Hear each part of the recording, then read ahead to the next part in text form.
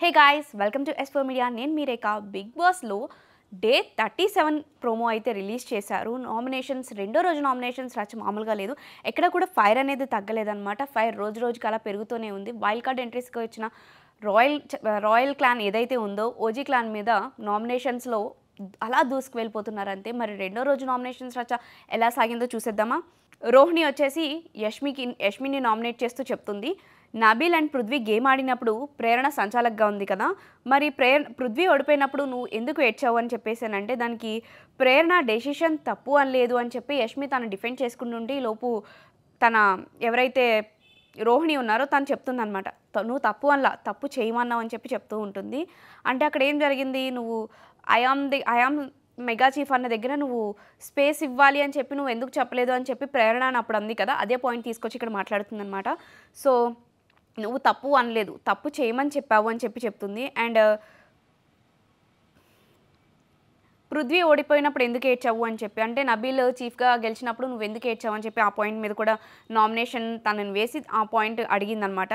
Next Gangavva అనమాట. గంగవ్వ అస్సలు ఎక్కడ ఫైర్ తగ్గట్లేదు కదా, నామినేషన్స్లో కూడా సైలెంట్గా కూకుంటుంది, గేమ్ ఆడట్లే, ఎందుకు ఆడట్లే తెలీదు, కాళ్ళు చేతులు చక్కగా ఉన్నాయి కదా అని చెప్పి ఇదే రీతిలో అడుగుతుందనమాట. దానికి విష్ణుప్రియ చాలా షాకింగ్గా ఏంటి ఇలా మాట్లాడుతుందని చెప్పి చూస్తూ ఉంటుంది.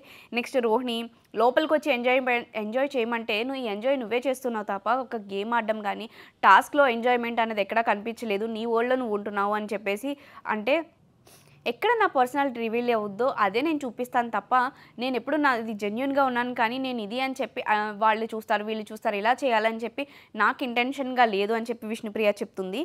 అండ్ ఇక్కడ నెక్స్ట్ అవినాష్ వచ్చేసి పృథ్వీని అంటాడనమాట, బెలూన్ టాస్క్ ఏదైతే నబీల్కి పృథ్వీకి బెలూన్ టాస్క్ జరిగింది కదా, మేకు పట్టుకుని ఇలా పైన పట్టుకోవాలి, హోల్డ్ చేస్తూ పట్టుకోవాలి అని చెప్పి ఆ టాస్క్లో మాత్రమే నీ పర్ఫార్మెన్స్ అనేది కనిపించింది, వేరే ఎక్కడా కూడా నీ పర్ఫార్మెన్స్ నాకు కనిపించలేదు, చాలా లోగానే ఉన్నావు, మిగిలిన వాటిలో కూడా ఉండాలి కదా అంటే ఎక్కడెక్కడ కనిపించలేదు, నీకు ఎక్కడ కనిపించలేదు చెప్పు అంటే అన్నింటిలోనూ ఉండాలి అంటే ఏం చేయాలో చెప్పు అని. మరి నువ్వు దేనికి వచ్చావు అంటే నేను విన్ అవుదామని వచ్చాను అంటే విన్ అవ్వు, ఇలా ఒకరి మాటల యుద్ధం అయితే జరిగిందనమాట అవినాష్కి అండ్ పృథ్వీకి. నెక్స్ట్ పృథ్వీ, నువ్వు నామినేషన్స్ ఎందుకు చేస్తున్నావు, నీకు అసలు ఒక క్లారిటీ కూడా లేదు, క్లారిటీ లేకుండా నామినేషన్స్ చేస్తున్నావు, టాస్క్ ఆడకుండా ఇంకేం చేయాలి, టాస్క్లో కనిపిస్తున్నాను కదా, టాస్క్ కాకుండా మిగతా అన్ని చోట్ల కనిపించాలంటే ఏం చేయాలి అని చెప్పేసి ముక్కు అవినాష్ మీద ఫైర్ అవుతాడనమాట. నెక్స్ట్ రోహిణి, పృథ్వీ చాలా కష్టపడ్డాడు, పృథ్వీయే కష్టపడ్డాడు అని చెప్పేసి అంటున్నావు కదా, నబీల్ ఏమైనా కాళ్ళు చాపుకుని కూర్చోడా, నబీల్ కూడా ఆడాడు కదా మెగా చీఫ్ టాస్క్లో, మరి నీకు పృథ్వీనే ఎందుకు నువ్వు ఇచ్చేసావు అని చెప్పేసి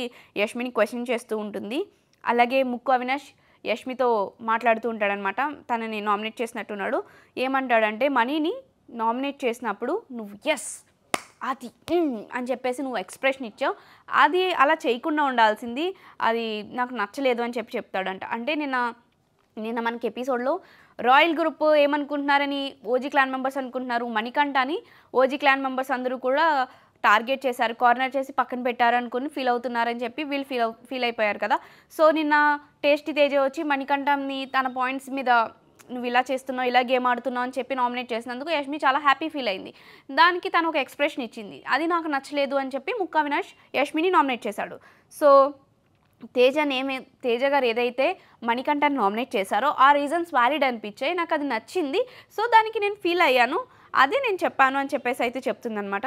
ఇక్కడితో వీళ్ళ నామినేషన్స్ అయిపోయాయి అన్నట్టు మనకు చూపిస్తారు. అంటే royal clan members OG clan మెంబర్స్ని నామినేట్ చేస్తారు అందరూ కూడా.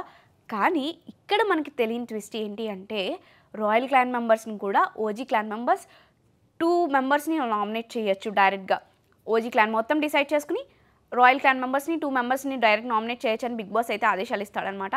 మనకి ఈ వీక్లో డబుల్ ఎలిమినేషన్ ఉంటుందని చెప్పేసి మనకి అర్థమైపోతుంది. సో రాయల్ క్లాన్ నుంచి ఓజీ క్లాన్ ఎవరిని సెలెక్ట్ చేస్తుంది నామినేషన్స్ కన్నా అయితే తెలుసుకోవాలంటే మరిన్ని లేటెస్ట్ బిగ్ బాస్ అప్డేట్స్ కోసం చూస్తూనే ఉండండి S4 మీడియా.